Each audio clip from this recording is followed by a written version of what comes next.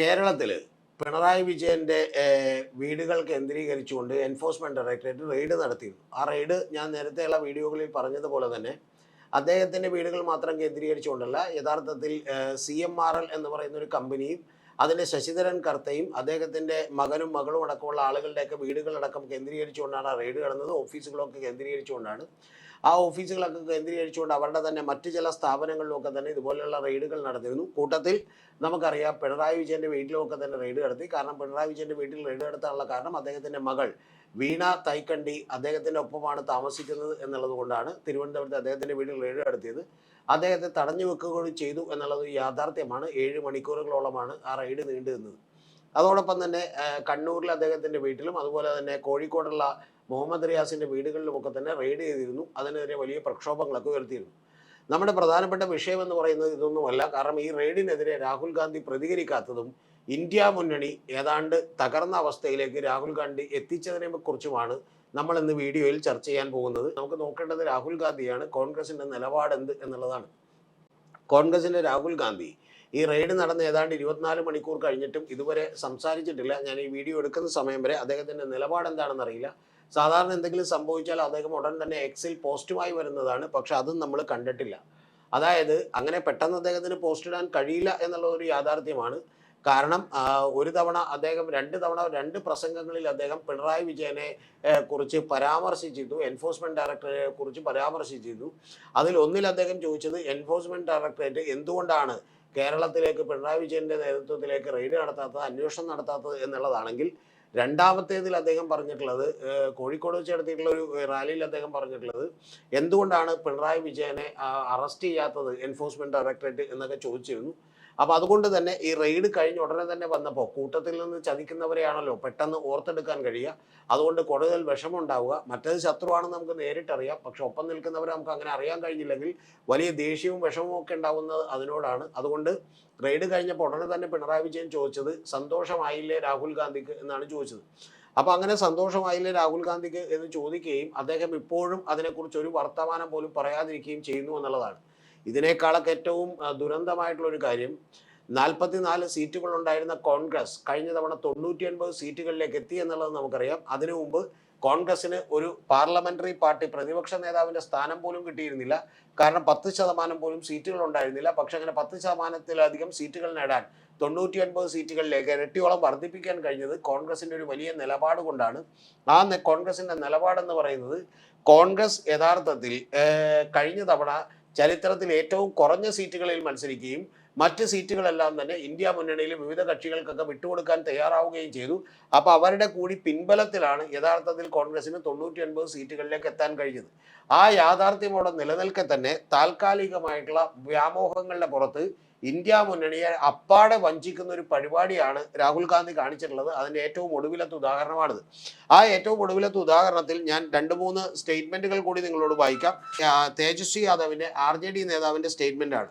ആ സ്റ്റേറ്റ്മെന്റിൽ അദ്ദേഹം വന്നിട്ടുള്ള ഒരു പ്രധാനപ്പെട്ട കാര്യം, 12 വർഷത്തിനിടെ പ്രതിപക്ഷ പാർട്ടി നേതാക്കൾക്കെതിരെ കേന്ദ്ര ഏജൻസികൾ ഒരുപാട് കേസുകൾ കെട്ടിച്ചമച്ചു, ഒട്ടേറെ റെയ്ഡ് നടത്തി, പലരെയും ചോദ്യം ചെയ്തു. എന്നാൽ നടപടിക്ക് പിന്നാലെ BJPയിലേക്ക് കൂറുമാറിയവർക്ക് ക്ലീൻ ചിറ്റ് കിട്ടി, ചിലർ ഉന്നത പദവികളിലുമെത്തി. എല്ലാറ്റിനും ഒടുവിൽ സത്യവും നീതിയും സംരക്ഷിക്കപ്പെടും എന്നുള്ളതാണ്. എന്ന് പറഞ്ഞാൽ തേജസ്വി യാദവ്, അതായത് ബീഹാറിലെ കോൺഗ്രസിന്റെ കൂടെ നിൽക്കുന്ന തേജസ്വി യാദവ് തന്നെ പറഞ്ഞേക്കുന്നത്, 12 വർഷത്തിനിടെ പ്രതിപക്ഷ പാർട്ടി നേതാക്കൾക്കെതിരെ കേന്ദ്ര ഏജൻസികൾ ഒരുപാട് കേസുകൾ കെട്ടിച്ചമച്ചു, പലരെയും റെയ്ഡ് ചെയ്തു. എന്നാൽ നടപടിക്ക് പിന്നാലെ BJPയിലേക്ക് കൂറുമാറിയവർക്ക് ക്ലീൻ ചിറ്റ് കിട്ടി എന്നുള്ളതാണ്. അതിൻ്റെ ഉദാഹരണങ്ങളൊന്നും ഇനി ഞാൻ പറയേണ്ടതില്ല. ചിലർ ഉന്നത പദവികളിലെത്തി, അതായത് ചിലരൊക്കെ മുഖ്യമന്ത്രിമാർ വരെയായി എന്നുള്ളതാണ് പറഞ്ഞേക്കുന്നത്. ചിലർ കേന്ദ്രമന്ത്രിമാരുമായി എന്നുള്ളതാണ് അദ്ദേഹം പറഞ്ഞേക്കുന്നത്. ഇതാണ് ഇന്ത്യ മുന്നണിയിലെ ഒരു പ്രമുഖ കക്ഷിയായിട്ടുള്ള RJD നേതാവായിട്ടുള്ള ലല്ലു പ്രസാദ് യാദവിന്റെ മകന്റെ നിലപാടെങ്കിൽ, അടുത്തത് ഏറ്റവും പ്രബലമായിട്ടുള്ള കക്ഷിയായിട്ടുള്ള DMKയുടെ സ്റ്റാലിനാണ്. സ്റ്റാലിൻ്റെ കൂടെ നിന്നതുകൊണ്ട് മാത്രമാണ് കോൺഗ്രസിന് ഏതാനും ചില സീറ്റുകൾ അവിടെ തമിഴ്നാട്ടിൽ കിട്ടിയിട്ടുള്ളത്. അല്ലാതെ കോൺഗ്രസിനൊന്നും ഒരു ശക്തിയും ഉള്ളത് കൊണ്ടല്ല.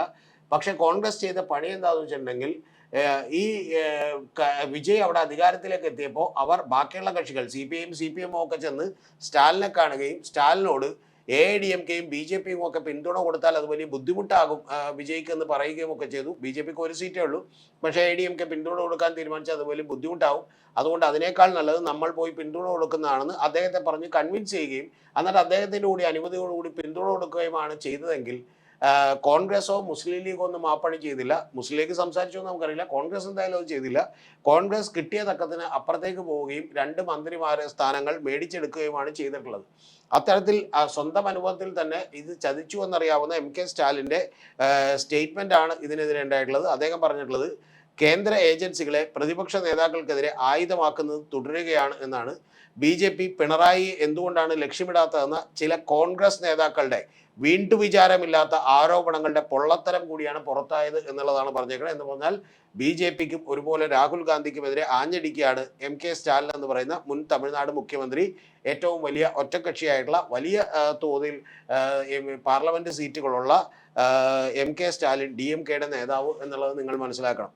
ഇനി ഏറ്റവും ഒടുവിലാണ് ഈ കോൺഗ്രസിൽ നിന്ന് ഏറ്റവും വലിയ പ്രശ്നങ്ങൾ നേരിട്ടിട്ടുള്ള അരവിന്ദ് കെജ്രിവാളിൻ്റെ പ്രതികരണം കൂടി ഞാൻ വായിക്കുന്നത്. അരവിന്ദ് കെജ്രിവാളിൻ്റെ പ്രതികരണം വായിക്കുന്നതിന് മുമ്പ് എൻ്റെ പ്രിയപ്പെട്ട പ്രേക്ഷകർ അറിയേണ്ട ഒരു കാര്യം, അരവിന്ദ് കെജ്രിവാളിനെതിരെ കേസെടുക്കാൻ കാരണമായത് കോൺഗ്രസ് കൊടുത്തിട്ടുള്ള പരാതിയാണ് മദ്യനയ അഴിമതിക്കെതിരെ.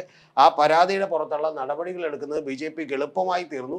കൂടാതെ അരവിന്ദ് കെജ്രിവാളിനെതിരെ ഡൽഹിയിൽ വലിയ പ്രക്ഷോഭവും അതുപോലെ തന്നെ പ്രചരണവും ഒക്കെ തന്നെ കോൺഗ്രസ് കൂടി നടത്തിയിരുന്നു എന്നുള്ളത് ആലോചിക്കണം. അദ്ദേഹത്തിൻ്റെ സ്റ്റേറ്റ്മെൻറ്റ് കൂടി പുറത്തേക്ക് വന്നിട്ടുണ്ട്. പിണറായി വിജയന്റെ വസതിയിൽ നടന്ന എൻഫോഴ്സ്മെന്റ് ഡയറക്ടറേറ്റ് റെയ്ഡിന് പിന്നിൽ കോൺഗ്രസ് BJP ഒത്തുകളിയാണ് എന്നാണ് പറഞ്ഞേക്കുന്നത്. മറ്റ് രണ്ടുപേരും പറഞ്ഞതിനേക്കാൾ വളരെ സ്ട്രോങ് ആയി, അതായത് MK സ്റ്റാലിൻ അത് സൂചിപ്പിച്ചിട്ടുണ്ട്, പക്ഷേ ഇദ്ദേഹം പറഞ്ഞേക്കുന്നത് കോൺഗ്രസ് BJP ഒത്തുകളിയാണ്. പ്രാദേശിക പ്രതിപക്ഷ പാർട്ടികളെ തകർക്കാൻ BJP കേന്ദ്ര ഏജൻസികളെ ദുരുപയോഗം ചെയ്യുന്നതിൻ്റെ മറ്റൊരു ഉദാഹരണമാണിത് എന്നാണ് അരവിന്ദ് കെജ്രിവാൾ പറഞ്ഞേക്കുന്നത്. ആം ആദ്മി പാർട്ടിയുടെ ദേശീയ കൺവീനറാണ് അദ്ദേഹം പറഞ്ഞിരിക്കുന്നു. എന്ന് പറഞ്ഞാൽ ഇന്ത്യ മുന്നണിയിലെ ഏറ്റവും പ്രബലമായിട്ടുള്ള 3 കക്ഷികൾ ഇതേ അഭിപ്രായം പറഞ്ഞിരിക്കുന്നു. കൂടാതെ DMKയെ ചതിച്ചുകൊണ്ട് കോൺഗ്രസ് വിജയുടെ പക്ഷത്തേക്ക് മാറിയതിനെതിരെ നിങ്ങൾ അറിയേണ്ടത് ഉത്തർപ്രദേശിലെ അദ്ദേഹത്തെ ഈ പറയുന്ന പോലെ മുലായം സിംഗിൻ്റെ മകനായിട്ടുള്ള ഇവരുടെ സഖ്യകക്ഷിയുടെ നേതാവും കൂടി വന്ന് അതിനിശ്ചിതമായിട്ടുള്ള വിമർശനമാണ് കോൺഗ്രസിന് നടത്തിയിട്ടുള്ളത്. എന്ന് പറഞ്ഞാൽ കോൺഗ്രസ് വിശ്വസിക്കാൻ കൊള്ളാത്തൊരു പാർട്ടിയാണ് എന്ന് പറയുന്ന തോന്നലാണ് ഇന്ത്യ മുന്നണിക്കകത്ത് രൂപപ്പെട്ടു വരുന്നത്. ഇന്ത്യ മുന്നണിയുടെ കൺവീനറായി ആദ്യം നിയമിതനായിട്ടുള്ള നിതീഷ് കുമാർ തന്നെ ഒറ്റച്ചാട്ടത്തിന് അപ്പുറത്തേക്ക് പോയത് വെറുതെ അല്ല എന്നും മമതാ ബാനർജി ഉടക്കി നിന്നത് വെറുതെ അല്ല എന്നും പ്രബലമായിട്ടുള്ള കക്ഷികളെല്ലാവരും തന്നെ കോൺഗ്രസുമായി അകന്നിരിക്കുന്നു എന്നുള്ളതുമാണ്.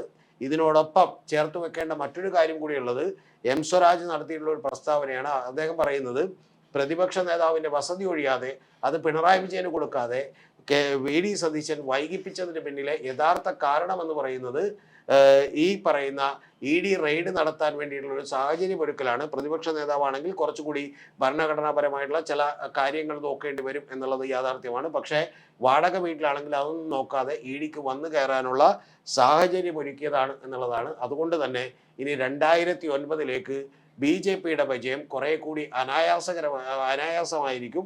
കാരണം അത്തരത്തിൽ ഈ പറയുന്ന പോലെ പ്രതിപക്ഷ കക്ഷികളുടെ ഇടയിലുള്ള ഭിന്നത വർദ്ധിപ്പിക്കാനും 2 മന്ത്രിസ്ഥാനമോ കേരളത്തിലെ താൽക്കാലിക ഭരണത്തിനോ വേണ്ടിയിട്ട് ഇതുപോലെ പിണറായി വിജയൻ എന്തുകൊണ്ട് അറസ്റ്റ് ചെയ്യുന്നില്ല എന്നൊക്കെയുള്ള വാചകമടികൾ തുടരുകയും ചെയ്തിട്ടുണ്ടെങ്കിൽ BJPക്ക് 2029 എളുപ്പത്തിൽ ജയിക്കാനും കോൺഗ്രസ് പഴയ 44 സീറ്റുകളിലേക്ക് താഴാനും അധിക സമയം വേണ്ട എന്നുള്ളത് മാത്രമാണ് എനിക്ക് കോൺഗ്രസിനെയും ഈ പറയുന്ന പോലെ പ്രതിപക്ഷ പാർട്ടികളെയും ഓർമ്മിപ്പിക്കാനുള്ളത്.